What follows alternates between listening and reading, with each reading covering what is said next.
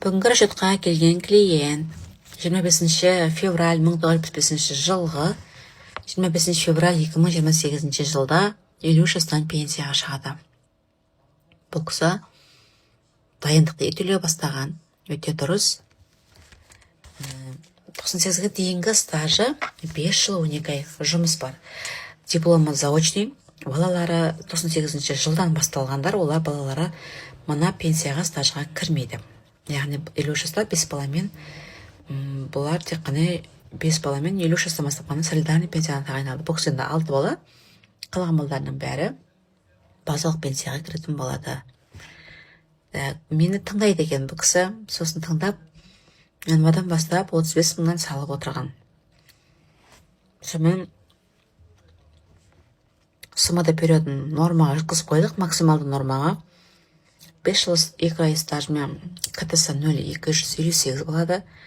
Сонымен максималды нормамен алсақ, бұл кісінің стажын байланысты солидарный пенсиясы 38.755 теңге болады.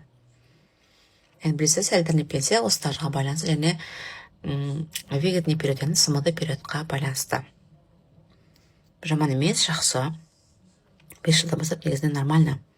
5, 6, 7, 8, 9, 10.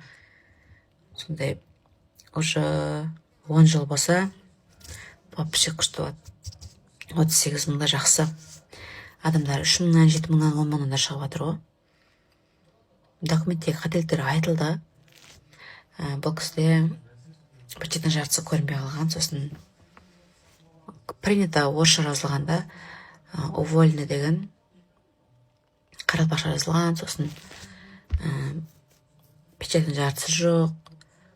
В общем, солай ауылдан справка алдырыңыз деп айтсам, уже справкасын алдырып дайындап қойған екен. Молодец, осылай пысық болу керек. Негізі пенсияға шықпастан бұрын, осылай 5 жыл бұрын, 3 жыл бұрын дайындықты осылай жайлап документтің қателік жақтарын осыны не істеу керек. Пенсияға шығайын деп жүрген болсаңыздар, 5-6 жыл болса консультация алғандарыңыз дұрыс. Егер уже 1 жыл, 2 жыл қалған болса, онда есепке келе берсеңіздер болады. Менің парақшама тіркеліп алыңыздар, өйткені парақшама пенсия есептеп беру тіркелгендерге 20 мың теңге, былай менде 30 мың теңге. Ал консультация 10 мың теңге, тіркелгендерге 5 мың теңге. Бұл пенсия мәңгі бақи алатын болғаннан кейін, бұған немқұрайлық қарамай, етіле бастап, білетін мамамен ақылдасып алғандарыңыз дұрыс. Иә, мен бұрын 26 февральға дейін дұрыс білген жоқпын пенсияны. Потому что дұрыс маған оқытудан табылмай қалды.